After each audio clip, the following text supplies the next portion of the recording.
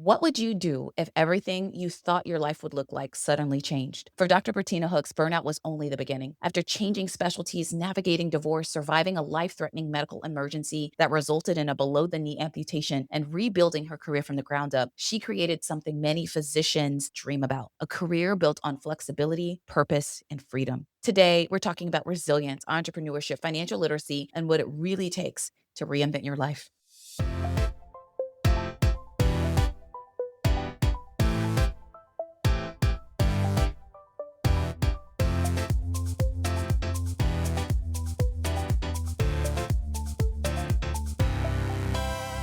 Hello, and welcome to the Wealth Minded MD podcast with your money best friend. I'm Dr. Lisha Taylor, and of course, I'm here to help you build wealth and make good money decisions so you can create the life you desire with more control over your time.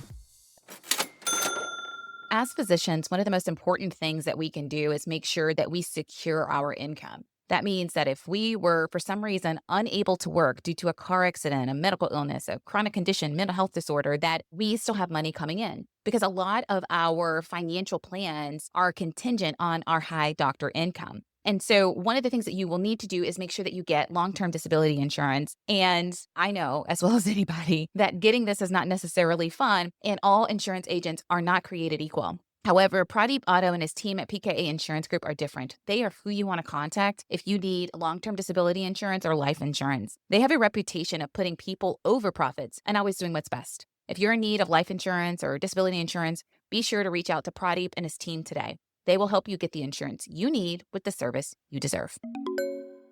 Have you ever looked around at the life you've built and quietly wondered, is this really what I want anymore? Many physicians think burnout means they need a vacation, but sometimes burnout is your mind telling you it's time to build a completely different life. Today's guest didn't just change jobs, she changed specialties, started multiple businesses, overcame divorce, survived a life-threatening medical emergency, learned to walk again after a below-the-knee amputation, and somehow came out on the other side with even more purpose than before. If you've ever questioned whether it's too late to reinvent yourself, this episode is for you. All right, everyone, we are about to start our segment today, our Wealthy Insight segment, if you will. And I am very excited to be joined by Dr. Bertina Hooks. I know that my voice sounds a little raspy. Sorry about that, Dr. Hooks, but I wanted to give you a chance to introduce yourself to our audience. Why don't you tell our audience a little bit about yourself? Thank you so much. It's a pleasure to be here. I hope you're feeling better soon. My name is Dr. Bertina Hooks. I am a board certified internal medicine physician. I've been practicing over 16 years. I'm now based in Dallas, Texas. In addition to being a physician, I am a coach. I help physicians with burnout, career clarity, and reinvention. And my coaching business is Pinnacle Business Academy. I also host a podcast called the Mindful Practice Podcast, where I've created a space where we talk about burnout, career clarity, and reinvention. I share my stories, my journey. I also interview other physicians and professionals about their journey because I think it's something that we all need to discuss. Burnout affects everyone, but I think particularly it does affect physicians, and a lot of physicians lose sight of who they are throughout their career. And so I have, through my own journey, learned about burnout, how to stay resilient. And also, I've created a hybrid portfolio or career where I do clinical, non-clinical. I also do medical expert work. I have a medical spa. I do utilization management. And I have found that having those multiple streams of income, I do investing, is where I feel most sustainable and fulfilled. And so I hope to inspire and encourage other professionals to do the same. Wow. Okay, that was a mouthful. I have so many questions for you. I was going to ask you next, like, how are you making money? But you kind of already answered that for us because you said, hey, you got some clinical work, you got some non-clinical work, you got some medical expert work. I think I heard a medical spa in there. I know I heard some mindfulness and burnout stuff in there. And so there are a lot of things to unpack here. But first, I know that you and I were kind of talking offline about your journey. And I think that you had shared with me that you started off in the field of obstetrics and gynecology and then transitioned into internal medicine. So I wanted to ask, is that the time in which you felt burnt out, or was it later in your internal medicine career during your work as a hospitalist that you were sort of feeling burned out? No, I actually loved obstetrics and gynecology. I love women's health, delivering babies. I actually wanted to be a perinatologist, which is a high risk OB who delivers babies, takes care of women, if they have diabetes or high blood pressure or other medical problems during their pregnancy. But I was kind of torn during medical school. I loved internal medicine. I actually entered medical school wanting to specialize, like in cardiology or pulmonology. So when I did my obstetrics and gynecology residency, it's not that I was burned out, although obstetricians and gynecologists are very hardworking. They have very long hours and things like that. But I was still pretty early in my career, so I wasn't feeling burnout during my obstetrics and gynecology residency. I was really feeling burnout when I actually started practicing as an internal medicine hospitalist. So I finished my residency in internal medicine in 2011 and started working as a hospitalist with the goal of going to apply again for fellowship for either cardiology or pulmonology. But when I started working as a hospitalist, I loved the lifestyle. I felt that it was a really great work-life balance because I would work one week and then be off a week so I could travel, explore. I had really sacrificed a lot during my medical education and residency that now I was kind of enjoying my life as an attending. But the grind of medicine can take its toll. And so 5 years into my career, that's when I started really feeling burnout and realizing what else is next. I had achieved all of the milestones that I had set for myself. So now I was wondering what else is there? I still have 20 plus years left in my career and I don't feel fulfilled. The signs of burnout are very subtle. Not feeling emotionally or physically exhausted, like taking a break, that 1 week break, I didn't come back recharged. I didn't really enjoy what I was doing. I started having apathy and other symptoms of burnout. And those things are signals, right? Signals that something's wrong and you need to investigate. So because I was feeling burnout, I actually changed my practice model. I was no longer employed hospitalist. I started doing locums and working for myself. So that allowed me a lot of freedom. At that time in 2016, I also started my own medical practice. And so I was doing a hybrid of locums hospitalist work, and then I had a primary care practice in Northern California. Okay, wow. Okay, for my own clarity, did you do the 4 years of OBGYN residency and then become an overachiever and also do 3 years of internal medicine? Or like what happened in there? Well, there's a limit to ACGME training. So I did my obstetrics and gynecology internship and I was promoted to a PGY2. Mhm. However, I did not accept my contract because I felt like I wanted to do internal medicine instead. So I set out a year and then I did the match again and matched into internal medicine. Wow. That takes a lot of guts, I think, to be someone who Mhm. recognizes maybe what I'm doing is not for me. Let me make a Yes. change, even though me making that change might quote unquote put me behind or might cause me to have to sit out. I know there's some people that are thinking, I need to make a change in my current job. I need to make a change in my current practice. And they're afraid to Mhm. do that. And so I always admire folks who are willing to put themselves out there, that are willing to say, hey, this isn't it. I need to make a change in my life. So I want to commend you on that because I Exactly. think that that's pretty Yeah. amazing. And I think that the second part of what you said about burnout, there are a lot of people that are probably listening to this that are saying, I too take a couple of days off of work and don't come back recharged. I too Mhm. might take a vacation and now I need another vacation from the vacation and I don't really want to Mhm. go back into work. And so it's interesting that you say that because I think there are a lot of people who feel that way. And again, you took charge of your own life and said, all right, I'm going to change the Yes. way that I'm practicing medicine. Maybe that might give me some of the Mhm. relief that I'm looking for in terms of going from an employed physician. Maybe someone who is listening to this is not a doctor and they can go from employed lawyer, employed consultant, employed whatever to I'm going to work for myself. I'm going to start my own Right. practice. I'm going to start my own business. I'm going to do some locums work. And so that seems amazing. I'm curious, continue on with the story. So you decided to work for yourself. You decided to do Mhm. locums work. At what point did you say, now I need to establish all these other multiple income streams? Like at what point did that kind of fit in the picture? So it started around the same time I was kind of exploring things because working as a locums hospitalist gives you a lot of autonomy and freedom. And I set up my locums practice because I did practice locums for over 6 years. years as a business entity. I was the entity. So I set up an LLC and all of that. And I had a team that helped me with my practice, both my outpatient practice and my locums practice. So, I had a healthcare attorney who reviewed my contracts. I had estate planning. I actually was investing into a SEP IRA as a self-employed physician, which I think is so valuable. I was, maximizing all of my 401k plans and all of that, which I think is really key. When you're self-employed, you really have to invest in yourself for the future when you retire one day. And so I really learned a lot about business and investing in myself. I became the entity. I learned a lot about autonomy. I feel like I have an entrepreneurial spirit, and that kind of led me, that foray into locums and my own practice gave me the confidence to say, I may not have a business degree, but I do know medicine. And I learned a lot about business through mentors, networking, educating myself, doing research, reading. And so that led me to get an MBA, which I'm pursuing now because I always enjoyed business and I have a lot of hands-on experience,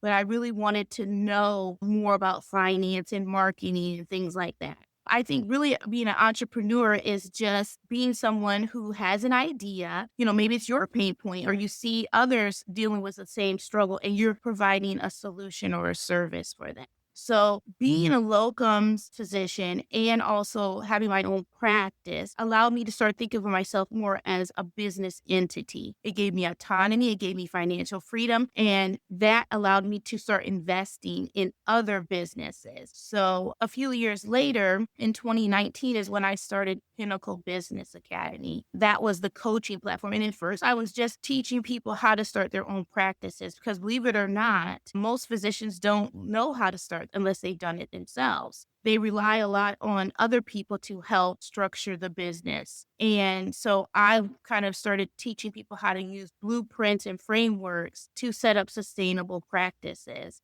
This was during a time where a lot of people weren't interested in doing private practice. They wanted to be self-employed. Now things are shifting. More physicians are interested in private practice. Over time, my coaching actually expanded. Unfortunately, in December 2022, I was hospitalized myself for a life-threatening condition. I had strep necrotizing fasciitis, which is a very serious bacterial infection. And that led me to have an emergent right below the knee amputation. So just as my clinical career is really going in the direction that I want, I'm financially secure, is self-independent, contractor working, enjoying the work I'm doing, I had that setback. But I don't see it as a setback. I see it as a time for me to take a step back and say, what is not serving me? Why is my health deteriorating to the point I need to focus on this? I had to shift my focus on recovery, on health, and I started going into the career that I am now. I started doing hybrid work. So I still continued locums after recovery. I started going into non-clinical work, doing utilization management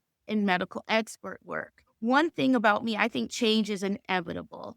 So I think some people embrace it and others don't. But I'm of the mindset, a growth mindset, that I believe that change is inevitable and our careers and our lives don't follow a linear path. So you have to be prepared. Sometimes in this circumstance, I was not prepared to become an amputee and have to take time for recovery and regaining my independence. But I think you also need to learn how to be strategic and intentional about change. So if change is happening, you sit in the driver's seat. I think that's what a lot of people miss, is that you have control. You always have a choice. It's just about what choice is best for you and understanding that. And so that led me to expound my coaching into what it is now, which is not just dealing with burnout, which I've experienced, but also with career clarity. My identity was, a lot of physicians feel that being a physician is who they are. But what you need to realize is that you're more than just being a physician or what you do for a living. You're a mother, you may be a father, you may be a caregiver, you may be a leader, educator. You're not defined by one role or entity. identity. And so I started to really identify who I was as a person and what I wanted to be and what kind of career I wanted. And so the coaching is a big passion of mine that led me to write my memoir and to start the podcast that I'm doing now since February. So all of these things are so fulfilling to me, and they're sustainable because there's things that I believe in. And they're things that when I wake up in the morning and I work, it's not work to me because I'm in a flow state. I'm literally doing things that I feel destined to do. And I love being multifaceted. I love learning from other people. And so even though it wasn't the way I envisioned my career to go, this is my life purpose. And that's important to me.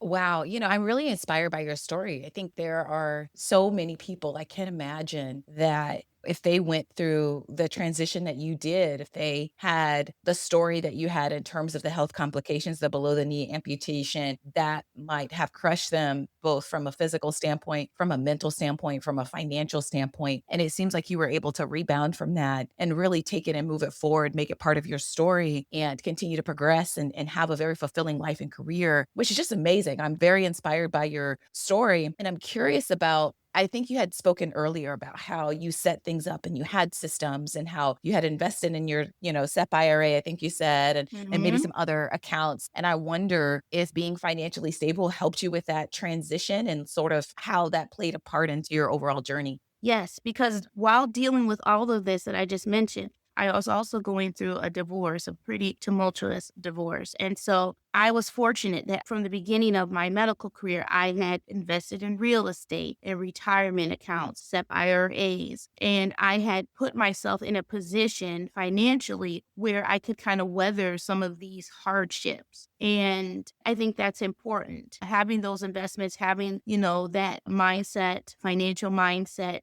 that you're investing in yourself first, right? Setting some money aside. I did estate planning. I'm a mother, so I have to think about generational wealth and my estate and what I'm leaving my daughter because that's legacy. And so I was very intentional about that through at the beginning of my career. And so that served me well when I had to take time off from work to recover. I was actually about to buy a home after my divorce and had to kind of put some of those things on hold. But 2 years later, I closed on a new home for myself and my daughter. And that was because I was very strategic about, I think, having multiple streams of income, investing for the future is very important because your mindset about money is changing in finances because your money is working for you and you are not working for money. And I think that's very important. I also think that more individuals need to be savvy about money and about finances and things like that. I teach my daughter about money. She's only 14 years old, but I teach her about saving, investing. I teach her about, this is my mortgage. This is what I pay. These are taxes. This is what I pay. So she understands that money is earned, but it's also spent. And where is that money going? And why is it important to understand where your money is going? I feel like having empowerment when it comes to money, I think a lot of people see money as I don't have enough of it. But it's an asset, right? And how you utilize it is important. There's definitely been times where I did not have a lot of money. I didn't have an emergency fund. I didn't have savings. We all go through that. I mean, there's only a finite amount of money that you can make. But I think how you invest it and how you look at money is key, making sure that you're making your money work for you instead of working for your money, not living paycheck to paycheck. I don't purchase things that I don't need. I'm constantly looking at my finances and saying, do I need this? Can I cancel this membership? I'm very hands-on. I have an accountant. I use bookkeeping programs and applications, but I'm constantly aware of where my money is, where it's going, and how it's being utilized. Gotcha. I mean, that's amazing. I'm wondering, how did you learn about money? Like, how did you learn about different investments? I know you mentioned that you opened a SEP IRA. I think you mentioned you invest Mhm. also in real estate. Where do you think your financial literacy came from? I came from research. I was fortunate enough when I first started my career that there was a financial planner that I met with MetLife. I was living in Atlanta at the time, and he he taught me so much about financial planning, estate planning. He taught me about the SEP IRAs when I started my own practice. And we would meet like every 3 to 6 months. And he would help me with investments and making decisions like that. And that really set me on the course. And then I also read a lot. I love reading. I probably read about 2 or 3 books a month. And I read a lot about finance and investing, wealth. I have a lot of colleagues that do that as well. They're coaches. And so I've learned from them. I think it's called the Millionaire Investor or something. It was like a course that I did. And that really changed my mindset about money and financial investing. Every month I sit down, look at my bank account, see where the money is going. I started doing that practice during my divorce, just before my divorce. And that really let me have empowerment about my money and about my finances and about my future. I think a lot of people shy away from controlling their money and their finances because they feel like money controls them, but you have to be in control. Money is just an asset. So you can either let money control you or you can control your money. And I chose at that time to make my money work for me. And I'm an entrepreneur at heart. And so, now I'm doing formal education where I'm learning about marketing and accounting and all of those things that I didn't know before. But I feel like I had kind of a life course or, real world experience with managing my own practice, right? Knowing where the money is going in accounts receiving and billing and all of that. Those things are key. And I think that it starts you to understand that I can be in control of my finances. It's not a scary thing. I think educating yourself, researching, and then also taking on those roles. Don't let your accountant or your bookkeeper at Quicken Books handle everything. You look at the books. You look at where your money is going. You read about real estate investing. You learn about it for yourself. I think then that causes you to be empowered when you're stepping into these roles. We all can do this. We all are capable. It's just about whether or not we want to step up to take that control, take that ownership. This has been really helpful. I mean, you shared so graciously about the different ways that you make money. You shared so graciously about the different ways that you invest money. You have shared how you sort of protect yourself and making sure that you are having an emergency fund. I'm sure you probably got different kinds of insurances in place and all of that. Mhm. I am curious, given all of the lemons that life has handed you, how you've been able to make lemonade in the midst of all of this and how you are enjoying your money. Like, what is something that you are doing for fun? How are you enjoying your life, enjoying the money, the career that you built? Despite everything that has happened to me, I'm a woman of faith. And so, first and foremost, I believe that any situation that comes before me, God has me. First and foremost. And I have a supportive family, my daughter, friends, family that support me as well. And so I wouldn't have been able to get through those challenges without that support. And I've always been kind of a resilient person. There was a lot of challenges that I had younger in my life that I think prepared me to be equipped to handle the challenges that I have. And now that I've kind of built multiple streams of income and investing and really I feel empowered financially, I use my money for experiences. I really love and investing in hobbies, things that I love. So I love spending time with my daughter. I love to travel. I love cooking. I like baking and cooking. I do culinary courses. I love dancing. I've taken some formal ballroom dancing. During medical school, I used to be involved in competitions and dance, do Spanish, like bachata, merengue dancing, participate in ballroom dancing competitions. So that's always a love of mine. I think that I enjoy being in my home. One of my biggest investments was my home, because I spend a lot of time there. I work remotely from home. So besides traveling and, investing and putting things into my home, spending time here, which is my safe place. I think cooking, traveling, learning about other cultures. I love gardening. Those are things that I really love investing in. I invested a lot in my church, my local church and community. I do a lot of work with the Amputee Coalition. Locally and nationally, I do a lot of work with students. So I'm investing. I think the most important thing I love is sharing my expertise, my experience with future physicians, helping them where I was 10, 15 years ago and saying, you can do it, and here's why. And encouraging them. I do a lot of medical advising, mentoring, and I speak with AMSA and other organizations, really empowering future physicians to not only have a clear understanding of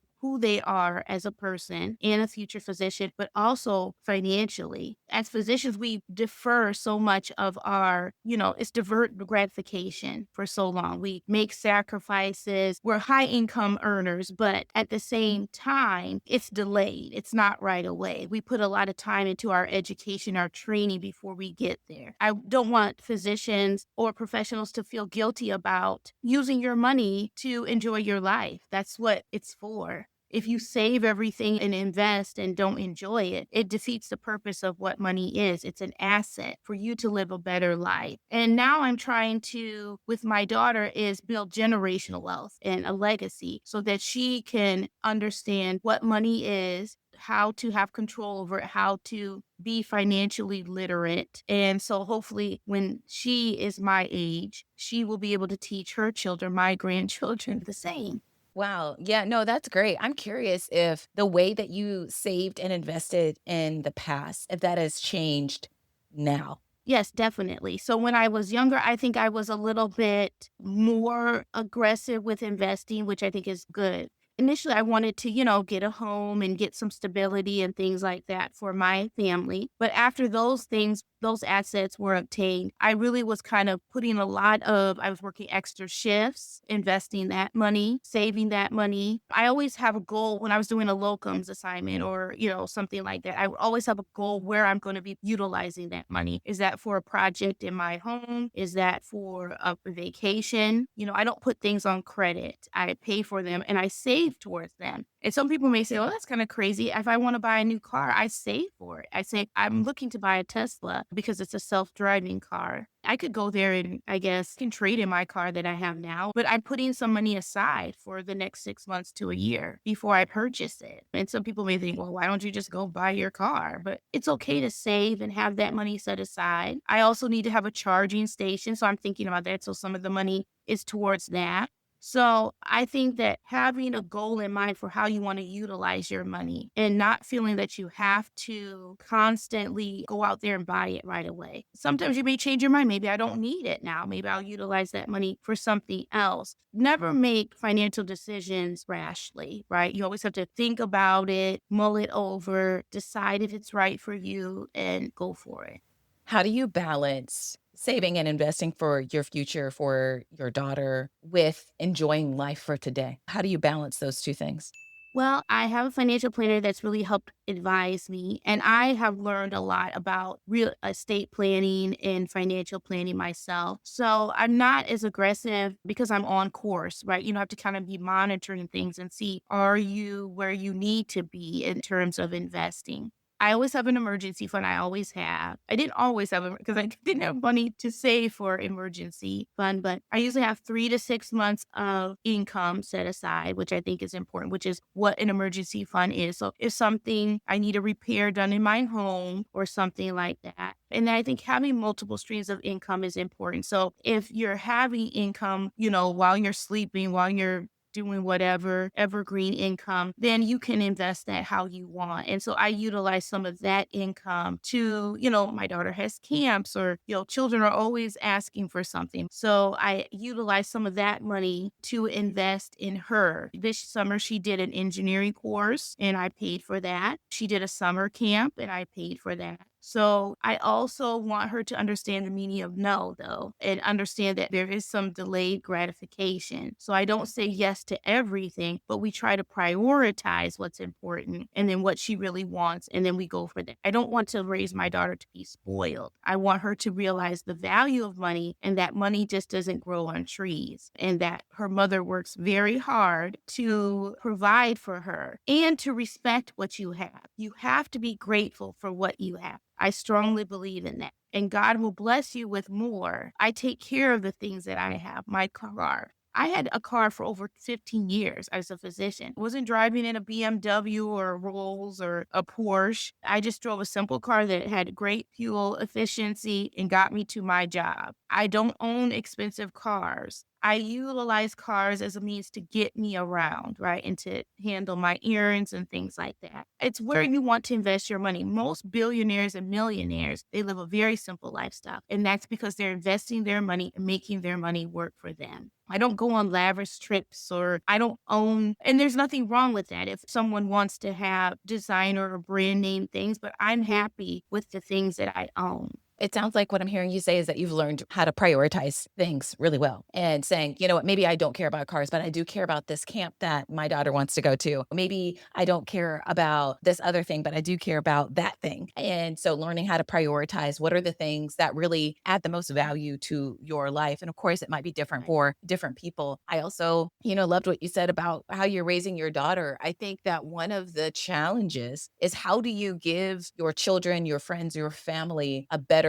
life? How do you help them take advantage of the opportunities that are now available to them, sometimes Yes. financial opportunities, while also still creating in them that grit and that gratitude? Because most people need to be driven by the fear of not making it. And how do you give them that fear of not making it when they know that they have you? Hmm. And so it's balancing those two things. And so as I'm hearing you talk, I'm thinking about that. And I was reminded of that and how sometimes it can be challenging. I remember when I was in college and I wanted to do like this really expensive study abroad program in the summer. And my dad told me no, because it was like $11,000 for 6 weeks. And he was like, what are you doing? And for me, it was hard to accept that, right? Because I was like, Dad, you can afford Yeah. to pay for it. And I think that for a lot of people, it's easier to accept a no because I can't afford it. It's harder to accept a no Hmm. because I just don't want to give it to you. And so I know that you're probably wrestled with that a lot as a mother, Hmm. probably as a daughter, as a friend, as a colleague, from your Yeah. immediate family, from your extended family. And I know that's a challenge for a lot of folks as they become more successful. I don't know if you've ever struggled with that, but it seems like something that I hear a lot of people say. I realize now that if I give someone money, it's not a loan, it's a gift.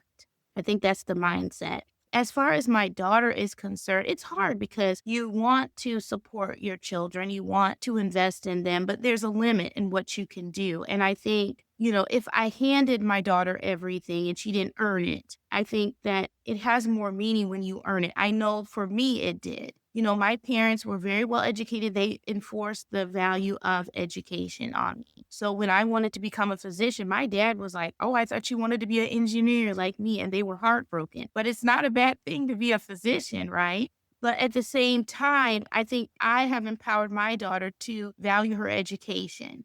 I want her to realize that I control my future. And so education is a strong foundation that no one can take away from you, whether it's formal education or informal education where you're reading and researching and learning things yourself through life experience, through books and other things, through other people, mentors as well. And then I also think that it's an empowerment thing. If you educate your children, think especially girls, not to say that I don't have a son, but girls may shrink away from finances and say, well, my husband will handle that. Well, my husband, is maybe capable of handling, but I want to know where the finances are. I want to understand. And there's nothing wrong with that, being empowered about money and finances and where your money is. I think there's a lot of women professionals out there that are kicking butt and taking names. They know how to run a business. Some of the best entrepreneurs are women. So we don't need to shortchange ourselves. And I also want my daughter to understand that some things are earned. Yes, I can maybe provide these things for you. I can give you a cell phone or a Gucci purse or whatever, but have you earned it? And if I give it to you and it has no meaning, right? Because these things are material items. The real things that matter aren't material goods. They're family, they're friends, there's love. And so I want her to understand that material things are only one part of life, and that's not the sole thing that you need to be seeking. I know we're getting short on time. This has been fantastic. I am curious, what is next for you? Do you have any particular goals when it comes to money? Are you looking to retire early? Are you looking to go travel the world? Seems like you've already done so much and there's so many different businesses and so many different hats that you wear. I'm Mhm. curious, what's next? Well, what's next for me immediately is I'm releasing my memoir called From Fire to Freedom, a memoir of transformation, renewal, and resilience. And that's going to be released in August, September of this year. August for pre-sale, and then the official launch is September 2026. I also created my own publishing imprint. So I self-published this book, and the publishing imprint is called Phoenix Ascend Press. And I have other books that I have written or in the process of writing that I will be publishing over the next couple of years. And my main goal is, because the philosophy of the imprint is to give a voice to transformative journey stories, I want to open up and publish other people's works and allow their voices to be heard. So that's what I'm really looking to continue in 2027. I'm going to be continuing the podcast, which is a love of mine, continue to expand the Pinnacle Business Academy, expanding some services in Phoenix Medical Spa. I provide medical weight loss services and urgent care, but in the fall or early next year, we'll be doing aesthetics similar to my practice in California about 10 years ago. So a lot of great things on the horizon. I would love to retire early, but I still love medicine. I still love business. So I would love to continue. For right now, I'm only 49, but I would love to retire early. When that is, I don't know. I have a goal of being able to have the income that I need, that I don't need to work anymore. That's usually when most people say determine when they want to retire. And I'm very close to that. And when I do retire, I would love to travel more with my family. I have some bucket list items, like I would love to go to Japan and China and other countries that are on my bucket list. So I hope to do that soon. Wow, so much. I've been to Japan. I do a lot of travel hacking and, finding ways Yeah. to fly business to different places around the world. So we'll maybe talk offline about some of the ways I've done that and maybe give you Yes. some pointers. But I'm curious about you. You said something that I thought was really interesting, in that you created your own publishing imprint and wanted to kind of amplify the voices of others, which I think is amazing. What made you want to start your publishing imprint? And then maybe there's somebody listening to this that's like, oh, I want to write a book. What are you looking for? Like, what goes into self-publishing and that sort of thing? So, what prompted me to build my own publishing imprint was because my story I felt was very unique and I wanted to get my voice out there. So, I started writing my book in December 2022. Hmm. And so I shopped my book around different literary agents, publishers. No one was really interested. And I think the reality of what I learned during my becoming an author journey is that only 1% to 2% of authors get a traditional publishing deal. Most people today are self-publishing, and that's okay. So I started to say, well, if I can't bring the mountain to Muhammad, I'm going to go there. So I decided to establish that publishing imprint first and foremost so I could publish my works, and I have a whole ecosystem of things that I want to share. And then I also realized that other individuals attending writing workshops and other things wanted their works to come out too, but they couldn't find a publishing company. So I said, why don't I offer publishing to others? This doesn't have to just be about me. I can amplify the voices of others. And there's a lot of great stories out there. So towards the end of this year, my website is being launched right now, phoenixascendpress.com. And at the website, you can submit manuscripts that we will review. We'll be offering as a coach, helping others with writing their book, writer's block, the publishing process. And I have a partnership now with Inspire Literary Studios. And I also work with Current Words Publishing, which is a publishing imprint that has published over 12,000 books. And this partnership has helped me launch my own work. And I highly recommend them because of the fact that they know the publishing process and book promotion process very, very well. So you can learn more about these services and that I've utilized and about Phoenix Ascends Press on my website, my personal website, Bertina Hooks, MD.org. And once the website launches, you can learn more directly on that website. But I think that we need to always empower ourselves that if one door closes, another one will open. And sometimes we have to open up those doors. We can't be afraid to walk through there. 10, 15 years ago, I did not think I would be an author or a publisher, but life has a way of surprising you in a good way. My goal is always to help others. So if I can help others publish their works, get their voice out there, if it resonates with other people. The first project I'm trying to do is a book anthology that's kind of based on my memoir, which will talk about the different themes in my memoir, but other physicians will write about their experiences with identity, burnout, motherhood. And I think that that's important for that book to be out there in the world. one of the things I've realized is that my memoir has resonated with a lot of other physicians. So obviously, my journey is not unique. And so to be able to share that with others, I think is important. That is fantastic. I love the mission that you have. Another follow-up question, just out of my own curiosity. Mhm. What is the difference between someone self-publishing through a website like Amazon? Because I think they have self-publishing things Yes. versus starting their own publishing house, similar to what you did, versus going to somebody else's existing publishing house. Like, is there a difference? Are there any pros and cons?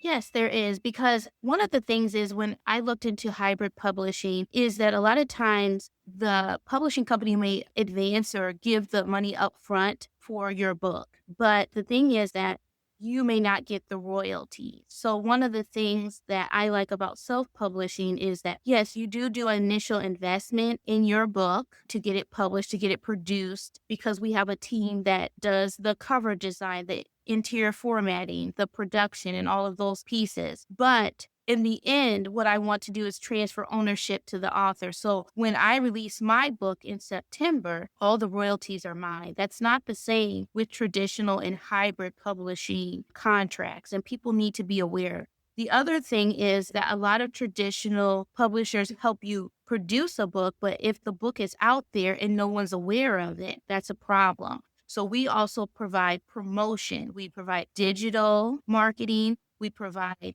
social media management. So we want to build awareness of the book so that it can reach the audience that you intend to reach. And so that's why utilizing the other resources that I have partnered with for my book and will be partnering with for future collaborations with other works and with other authors, you're getting that full scale comprehensive push to get your book out there, from the production to the promotion to media, PR, marketing, all of those things. All of those things are important to position your book and make it successful. The point is to reach people. It's not just to make money, but in order to reach people, you have to get it in front of your audience. And that's what I intend to help other authors to do. All right. No, that's helpful because I think it seems to me, correct me if I'm wrong, that there's a few different pathways for folks to get their books published, right? You can go for a traditional book deal where you are submitting query letters to literary agents, hoping that they present your work to a publishing house. And then that publishing house may give you an upfront bonus, if you will, to write the book. But then you've got to sell the book and they're going to get their bonus back. And then after that, you may get royalties, you may not. And then there are folks who do the complete opposite and do almost all of the work themselves. They are editing the book themselves or looking for independent contractors to help edit. They're looking for independent contractors to help create a book cover and all of that. And then they're publishing it through Amazon. So almost all of the work is on them. And then there are these hybrid publishing companies, which it sounds like is part of what you are launching, somebody that will help you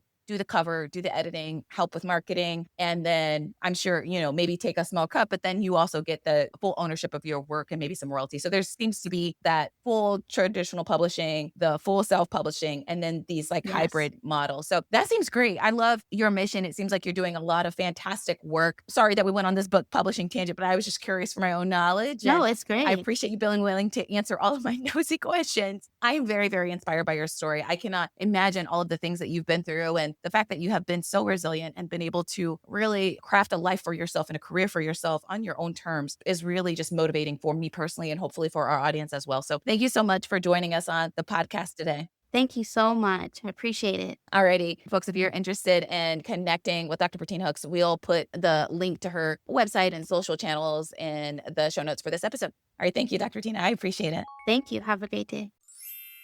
What I love most about this conversation with Dr. Bertina Hooks is that it reminds us that life rarely goes according to plan. She experienced burnout. She changed specialties. She navigated divorce. She survived a life-threatening medical emergency that resulted in a below-the-knee amputation. And through all those chapters, she continued asking herself a simple but powerful question: what kind of life do I actually want to create? Her answer wasn't to simply return to what's comfortable. It was to reinvent herself. She built businesses. She explored new opportunities. She invested in herself, and she intentionally designed a career that gives her more flexibility, more purpose, more joy. I also appreciated her perspective on money. Financial literacy didn't eliminate the hard seasons, but it did give her options. It gave her confidence to make difficult decisions. And that's something that I hope every listener takes away from this conversation, because that's what we talk about all the time on this podcast. We don't pursue wealth just so our investment accounts get bigger. I mean, we want that to happen, but we also pursue wealth because it creates choices, right? It gives us options. It gives us freedom to pivot when life changes, the freedom to leave environments that no longer serve us, the freedom to recover, the freedom to reinvent ourselves. And sometimes that freedom to build a life that's even better than the one we originally imagined. As you finish this episode, I want you to ask yourself one question. If fear, money, and everyone else's expectations were removed from the equation, what would my ideal career actually look like? I'm going to ask that again. If fear, money, and everyone else's expectations were removed from the equation, what would your ideal career look like? Maybe your answer is exactly what you're doing now, and that's great. Or maybe it's the beginning of a completely different chapter. Either way, don't wait until burnout or crisis forces you to start asking that question. Start exploring it now because the life you truly want might be much closer than you think. If today's conversation resonated with you, be sure to check out Dr. Bertina Hooks' new memoir, Fire to Freedom, where she shares even more of her incredible journey. I'll be sure to link her book, her coaching programs, and all of the resources in today's show notes so you can connect with her. Don't forget to subscribe to the Wealth Minded MD podcast so you never miss an episode. And if you know another physician or high income earner who's feeling burned out, considering a career change, or wondering whether entrepreneurship might be part of their future, I'd love for you to share this episode with them. As always, if you found value in today's conversation, leaving a 5-star rating and written review helps other physicians and high income earners discover our podcast and join our community. Thank you so much for listening. And until next time, keep building wealth, creating options, and designing a life you truly love. Hello, everybody. It's me, Brooke. I'm recording a little disclaimer for Dr. Lisha Taylor. Just so you know, she's not a financial advisor, tax professional, lawyer, or financial planner. Everything you hear is for education and entertainment. It's not strict financial advice, you know. So use your best judgment, chat with a tax professional, and all those other people that you need to talk to. Thanks for tuning in today. Keep cruising on your journey to wealth and wellness. Bye-bye.